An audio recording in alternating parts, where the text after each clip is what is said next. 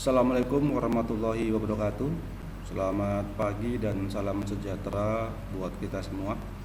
Semoga di pagi hari ini kita selalu diberikan kesehatan dan keselamatan sehingga masih dapat melaksanakan aktivitas kita seperti biasanya. Selamat bertemu kembali untuk proses pembelajaran mata kuliah Arsitektur Enterprise, di mana untuk minggu ini kita sudah memasuki minggu yang ke-7. Maka di minggu yang ke-7 ini materi yang kita bahas berkaitan dengan framework dari TOGAF untuk enterprise arsitekturnya. Untuk itu silakan masing-masing Anda dipersiapkan alat tulisnya untuk nanti mencatat apa yang mau ditanyakan berkaitan dengan materi yang akan saya sampaikan. Memungkinkan akan kita lanjutkan di pertemuan yang ke-8. Kita akan membahas topik berkaitan dengan framework TOGAF. Kemudian nanti ada tahapan instalasi dari aplikasi RC Modeling atau RC Modeling. Karena untuk kita bisa mengimplementasikan dari TOGAF di sini dalam satu bentuk framework, kita harus menggunakan aplikasi. Dan untuk itu nanti dipergunakan aplikasi standar yang memang khusus untuk perancangan arsitektur berbasiskan kepada TOGAF. Kita menggunakan RC Modeling atau RC. Dan itu juga ada tugas mandiri sebagai suatu bentuk implementasi dari instalasi aplikasi RC Modeling berkaitan juga dengan framework untuk membuktikan dari arsitektur TOGAF. Tujuan dari materi pembelajaran ini adalah mahasiswa dapat menjelaskan apa itu TOGAF sebagai pendekatan dari arsitektur enterprise dan melakukan instalasi aplikasi RC Modeling sebagai tool dan dapat menggunakannya dalam bentuk tugas mandiri. Kita masuk TOGAF. Apa itu TOGAF? TOGAF sebenarnya suatu singkatan dari The Open Group Architecture Framework. Jadi memang sebuah grup yang terbuka untuk khusus pembuatan dari framework arsitekturnya. Dan inilah yang menjadi referensi di dalam bidang arsitektur enterprise dengan menggunakan TOGAF ini. Karena dengan TOGAF ini dapat dijelaskan secara lebih mendetail beberapa framework yang ada berkaitan dengan beberapa pengembangan model yang berkaitan dengan bisnis, data, sistem informasi, dan teknologi yang dipergunakan. Karena dianggap sebuah TOGAF ini bisa dianggap sukses karena memenuhi beberapa kebutuhan yang secara nyata bisa dilihat dari framework yang dapat memenuhi kebutuhan dari arsitektur enterprise-nya. Kemudian juga di dalam TOGAF ini ada nanti juga metode-metode yang secara generik mengelompokkan bersama sekumpulan teknik yang berfokus pada transformasi dari arsitektur enterprise. Sehingga dengan demikian kita perlu menggunakan sebuah framework dalam mengembangkan pengembangan model arsitektur nantinya dengan berbasiskan kepada TOGAF yang bisa diimplementasikan dengan menggunakan aplikasi RC atau RC Modeling. Kalau kita lihat lebih jauh lagi bahwasanya dari TOGAF itu ada sebuah huruf A, ya maka di sini dikatakan A dari TOGAF, maka A ini adalah sebagai perwujudan dari suatu bentuk kata arsitektur. Yang jadi tidak hanya terbatas pada sistem informasi yang ada, tapi secara keseluruhan merupakan suatu bentuk arsitektur yang merupakan implementasi sebuah sistem software yang dicapai melalui view atau sebuah tampilan yang lebih luas meliputi aspek strategis, bisnis, dan organisasi. Sehingga dengan demikian satu bentuk arsitektur itu sendiri akan mencakup kebutuhan dan strategi serta usaha untuk mengoptimalkan proses bisnis, aplikasi teknis, dan infrastruktur yang ada. Nah, sehingga dengan demikian akan mencakup secara keseluruhan kalau berkaitan dengan TOGAF yang berkaitan dengan sebuah kata dari A itu adalah untuk arsitekturnya. Nah, maka untuk itu juga untuk kita bisa mengoptimalkan dari arsitektur yang berbasis kepada TOGAF A ini, maka kegiatan yang dilakukan nanti mencakup beberapa hal, terutama berkaitan dengan proses bisnisnya, aplikasi yang dipergunakan, kemudian juga tentang infrastruktur yang mungkin juga berkaitan dengan penggunaan dari teknologinya. Kemudian di TOGAF juga ada huruf F. Kalau tadi kita membahas tentang A sebagai arsitekturnya, maka di sini ada F yaitu sebagai frameworknya, suatu bentuk jaringan kerja yang mengelompokkan makna dan prosedur yang digunakan untuk aktivitas di bidang tertentu. Jadi framework disajikan secara lengkap dan konsisten saat kita digunakan sebagai referensi dan tool. Nah, karena dengan TOGAF di sini nantinya kita bisa menggunakan beberapa tool, bisa menggunakan suatu bentuk simbol-simbol tertentu yang bisa menggambarkan satu bentuk jaringan kerja yang memang digambarkan secara terperinci, secara detail, disesuaikan dengan bidang-bidang pengembangan tertentu, apakah nanti menyangkut tentang proses bisnisnya, menyangkut tentang struktur organisasinya, sistem informasinya, atau berkaitan dengan teknologi yang digunakan.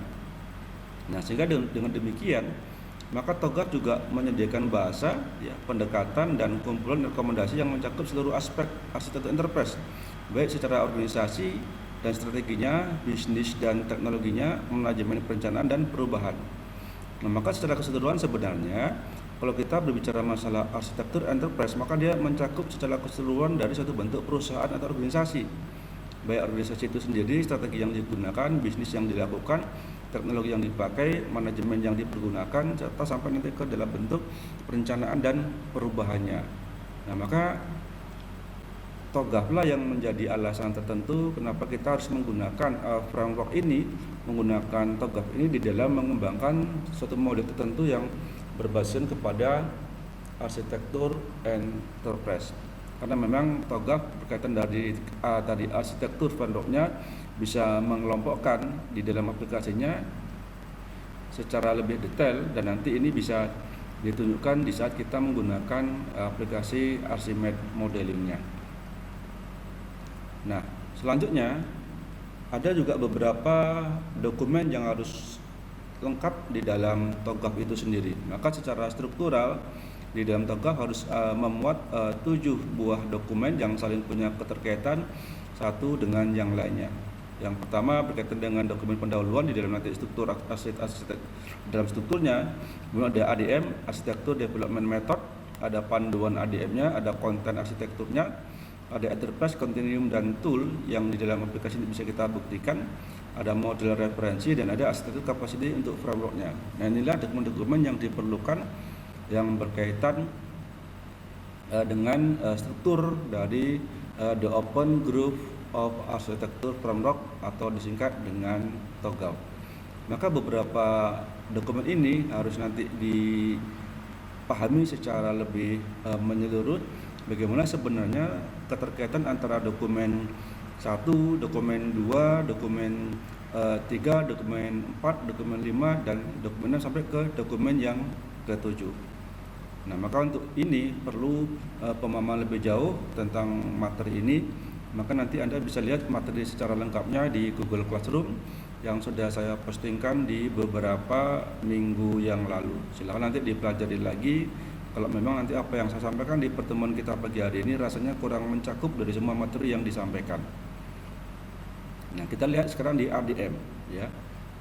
Tadi disebut bahwasanya ADM adalah Architecture Development Method, suatu bentuk pengembangan dari arsitekturnya. Jadi metode pengembangan dari arsitektur yang ada di dalam TOGAF itu sendiri.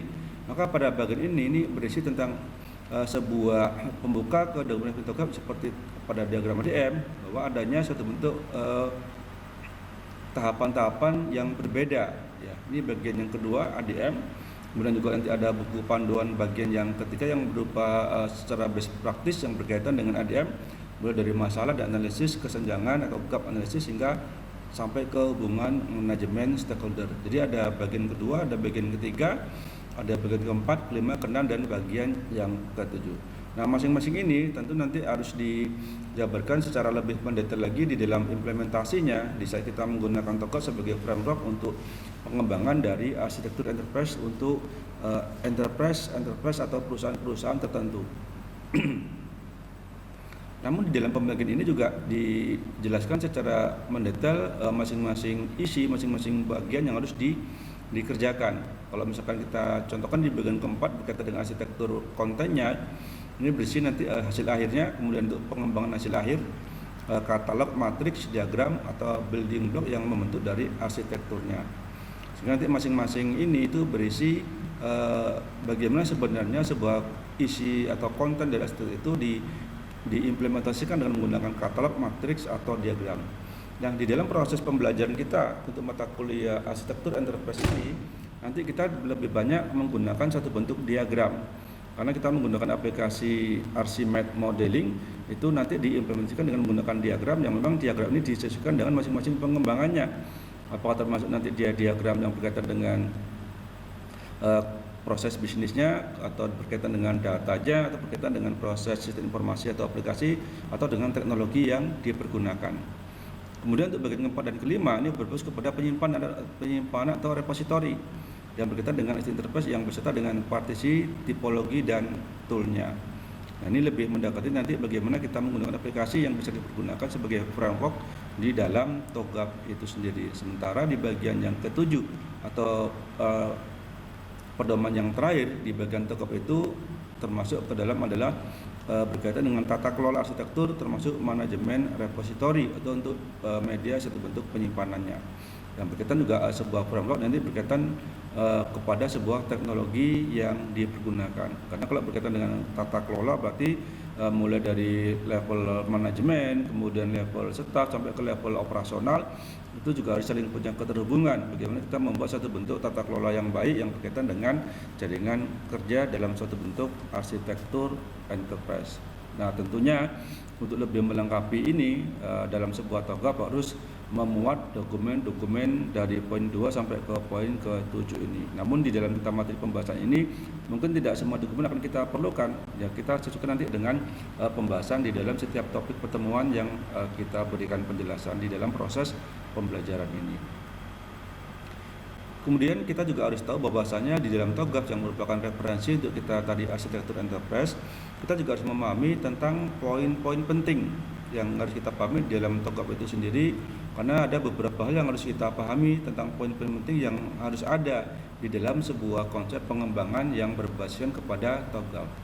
Nah, kita lihat di sini suatu bentuk gambar bahwasanya di dalam diagram ADM yang tadi dikatakan adalah untuk arsitektur development method yang berisi struktur metode dengan tahapan-tahapan dan transisi-transisi di dalamnya, maka gambar pertama yang dijelaskan menggunakan TOGAF adalah seperti ini.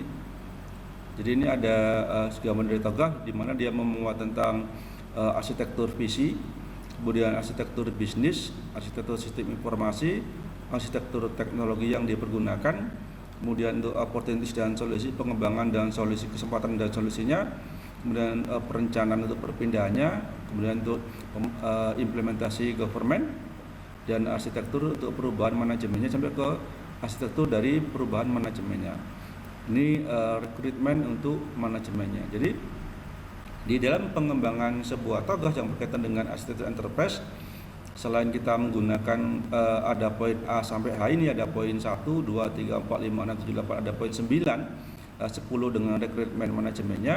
Tentu nanti juga harus kita lihat apa-apa saja di antara poin-poin ini yang harus kita pergunakan. Nah, perlu saya sampaikan di sini bahwasanya di dalam pengembangan proses pembelajaran ini nantinya untuk kita menggunakan model pengembangan TOGAF yang nanti bisa dijelaskan dengan menggunakan aplikasi arsitektur Archimedes Modeling, kita hanya menggunakan satu bentuk kegiatan yang hanya sampai ke poin D, di mana nanti kita ada arsitektur visinya, bisnis arsitekturnya, informasi sistem arsitekturnya, sampai ke teknologinya. Jadi nanti kita tidak membahas tentang opportunities dan solusi, kesempatan dan solusinya, tapi sampai ke teknologi yang dipergunakan. Dan nanti ini bisa dijabarkan, dijelaskan dengan menggunakan satu bentuk diagram yang menggunakan sebuah tool, yaitu dengan aplikasi ARSI. Nah, ini ada hal yang harus juga kita pahami, ya, poin-poin penting untuk kita bisa mengembangkan pemodelan dengan menggunakan TOGAF ini. Nah, berikutnya kita lihat juga arsitektur dalam TOGAF, ya, ini juga merupakan sambungan dari penjelasan yang tadi yang juga masih membahas tentang arsitektur dari TOGAF itu sendiri berkaitan dengan poin huruf A-nya, ya. Maka ditambahkan di sini bahwasanya dari TOGAF istilah arsitektur itu sendiri merupakan sebuah deskripsi formal dari sebuah sistem atau sebuah rencana detail dari sistem hingga pada level komponen untuk memandu dari implementasinya. Sehingga arsitektur ini juga sebagai bentuk istilah dari deskripsi dari sebuah sistem. Ya, jadi dalam hal ini juga sebuah arsitektur didefinisikan sebagai suatu bentuk sistem, di mana kita tahu sistem adalah satu bentuk jaringan yang punya keterkaitan antara satu level dengan level yang lainnya, satu bagian dengan bagian yang lainnya, sehingga dia tidak bisa dipisah-pisahkan. Sehingga juga kalau kita bicara masalah arsitektur, maka juga dia berkaitan dengan struktur dari komponen yang interrelationship serta prinsip dan panduan yang mengatur rancangan dan evolusinya dengan sejalan dengan waktunya. Sehingga dikatakan juga bahwasanya arsitektur menunjukkan struktur dan prinsip sistem tanpa memperdulikan deskripsinya. Maka juga sebuah sistem akan bisa berjalan dengan baik jika masing-masing bagian adanya satu bentuk koordinasi dan dapat menyelesaikan kegiatannya sesuai dengan tugas yang sudah ditetapkan sebelumnya. Maka untuk kita bisa melakukan pengembangan dengan TOGAF dengan memperhatikan beberapa poin-poin tadi, ya jelas bahwasanya untuk kita nanti bisa mencapai kesempatan dan solusi harus didukung dari ABCD yang sebelumnya, sampai nanti kita kepada untuk pertukaran dari pengembangan manajemennya. Nah, ini tentu menjadi satu bentuk perhatian yang harus kita pahami dengan lebih detail berkaitan nanti dengan pengembangan dari model dengan menggunakan TOGAF ini. Selanjutnya, sama seperti yang disampaikan di poin penting tadi, ya, area utama penting dalam arsitektur enterprise yang berbasis kepada TOGAF membagi menjadi 4 domain besar: arsitektur bisnis, data, aplikasi, dan teknologi. Maka keempat hal ini kalau kita tadi mengacu kepada poin penting dari TOGAF, maka dia ada di sini. Nah, jadi bisnis, informasi aplikasi, dan teknologi. Kemudian yang tadi yang ke pertama itu tentang arsitektur bisnis, ya. Jadi domain inilah yang menjadi area yang menjadi ruang lingkup untuk pengembangan dari arsitektur yang menggunakan TOGAF. Bagaimana prinsip atau proses bisnisnya, bagaimana data diorganisasikan, aplikasi apa yang dipergunakan dan bagaimana komponennya, sampai bagaimana kita memberikan gambaran tentang teknologi yang digunakan. Nah, tentunya harus berbasis kepada suatu jaringan, ya, yang bisa menjalankan beberapa aplikasi dari beberapa sumber data. Dan inilah yang menjadi domain besar nanti untuk kita bisa memberikan satu bentuk pengembangan dengan menggunakan model berbentuk diagram yang menggunakan aplikasi RC modeling. Bagaimana kita bisa menggambarkan arsitektur bisnisnya, arsitektur datanya, arsitektur aplikasinya, dan arsitektur teknologi yang dipergunakan. Di mana tentunya masing-masing domain ini punya kegiatan yang berbeda-beda. Namun kalau kita lihat secara lebih detail bahwasanya ini juga mengarah awalnya adalah dari poin tentang bagaimana sebuah visi, ya, visi dari suatu manajemen, visi dari suatu bentuk enterprise.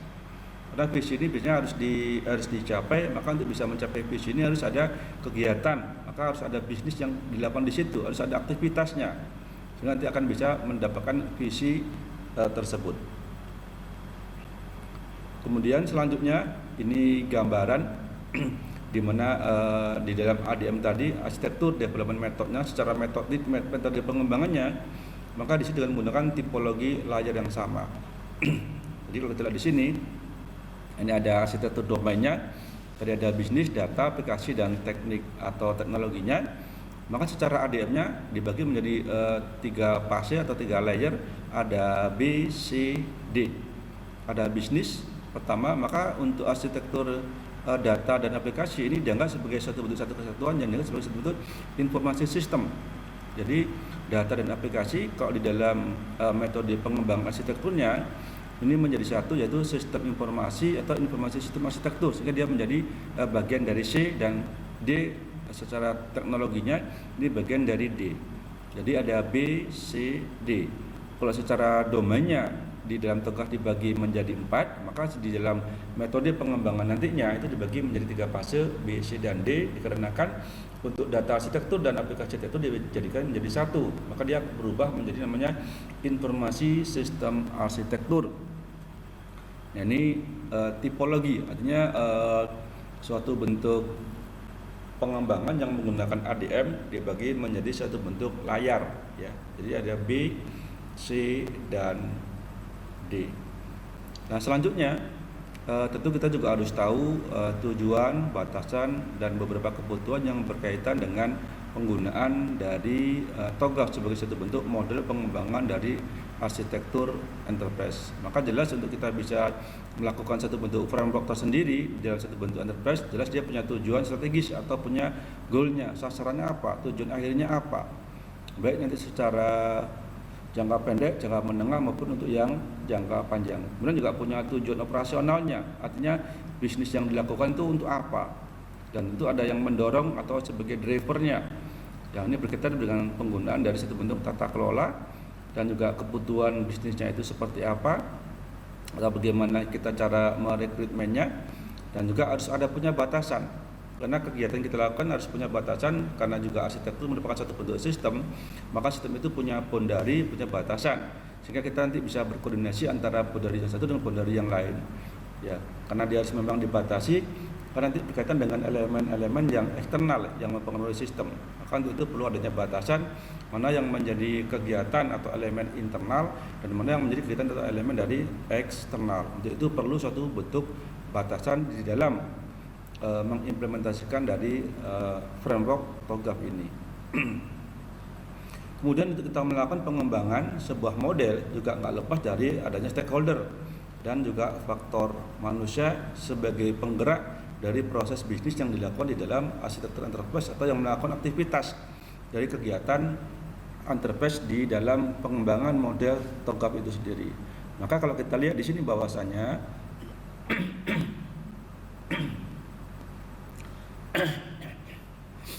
ya, kalau kita lihat di sini bahwasanya stakeholder dan manusia dan faktor manusia merupakan transformasi itu yang melibatkan kombinasi aktivitas, karena memang aktivitas ini yang dilakukan adalah oleh manusia yang melibatkan pihak-pihak yang berbeda seperti stakeholder dan partisipasi yang perlu mereka lakukan.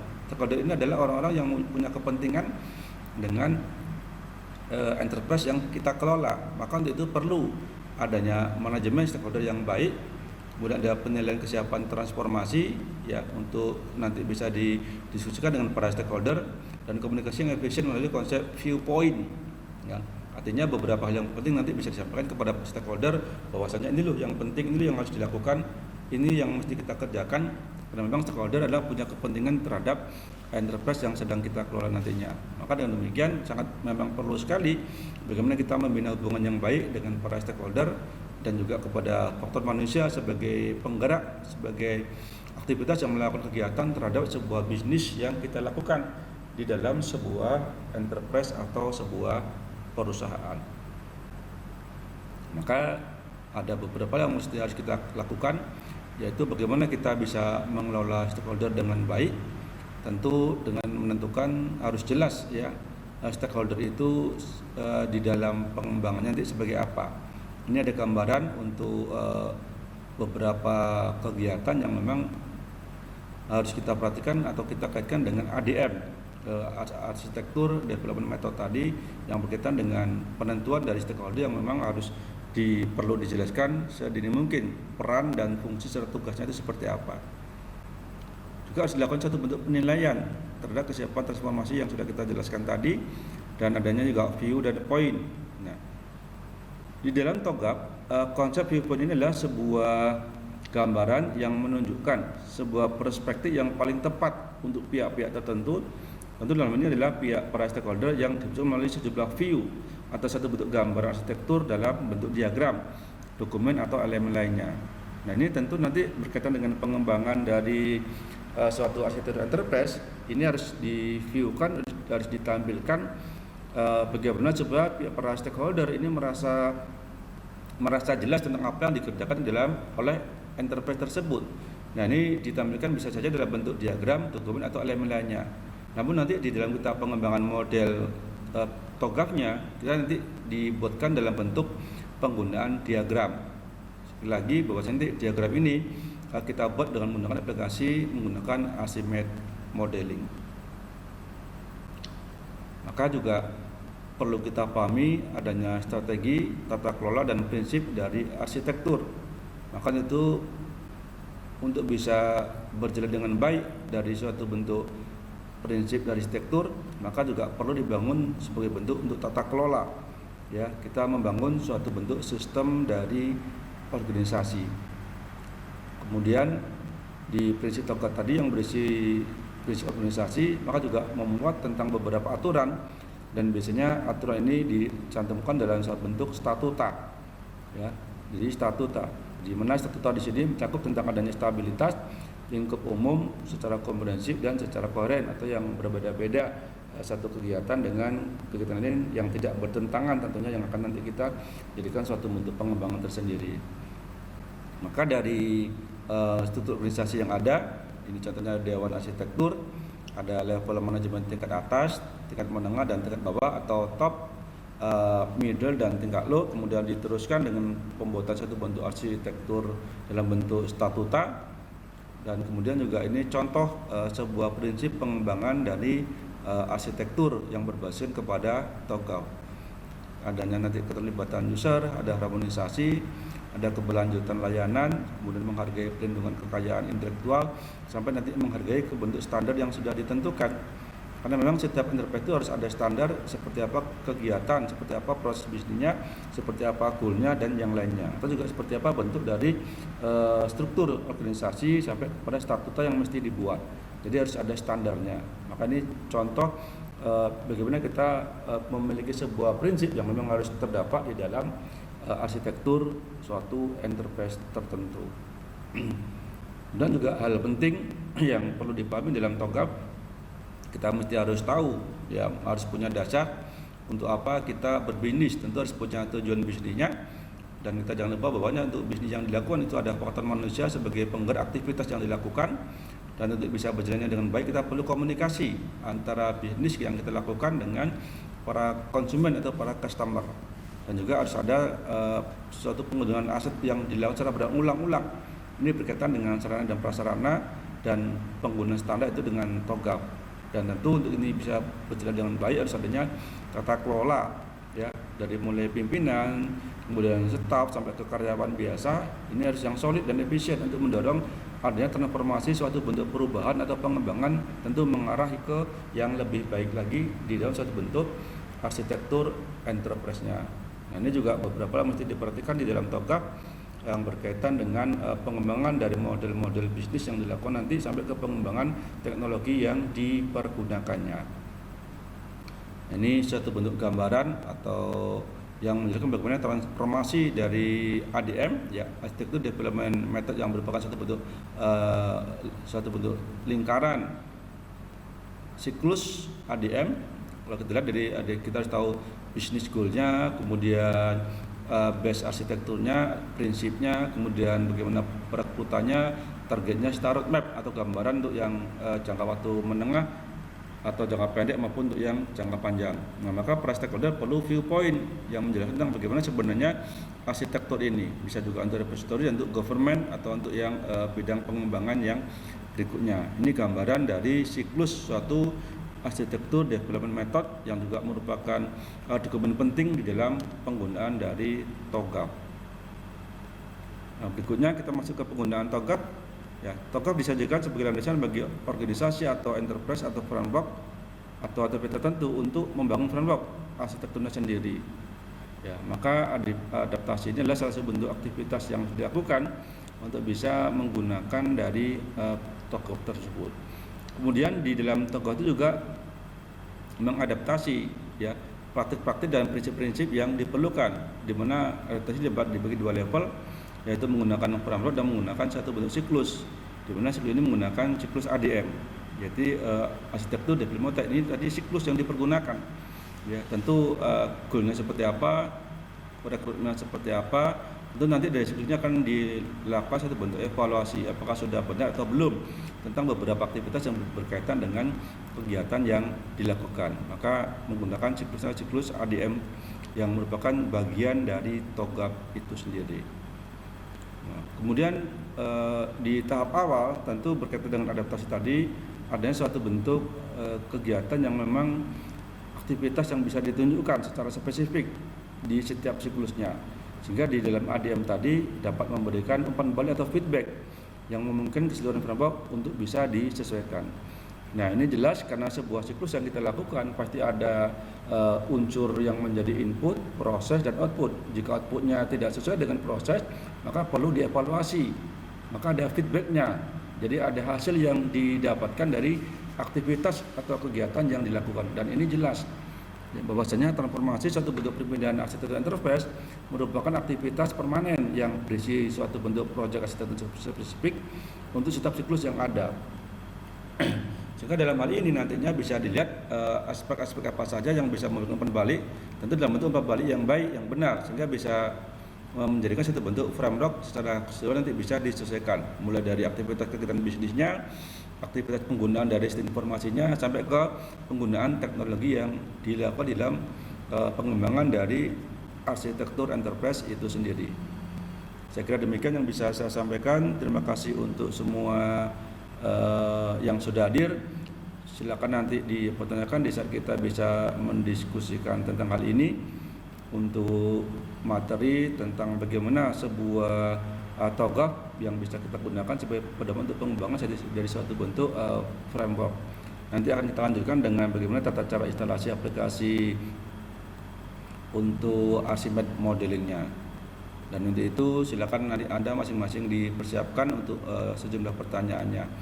Dan itu saya kira demikian materi yang bisa saya sampaikan. Walaupun materi ini disampaikan secara online, kita tetap ingat akan pesan Ibu, karena kita masih dalam masa pandemi COVID, tetap memakai masker, mencuci tangan dengan sabun atau memakai hand sanitizer, dan tetap menjaga jarak. Dan tentu juga harus ingat stop narkoba. Jangan sekali-sekali kita menggunakan apalagi memakai narkoba. Jauhi narkoba sedini mungkin.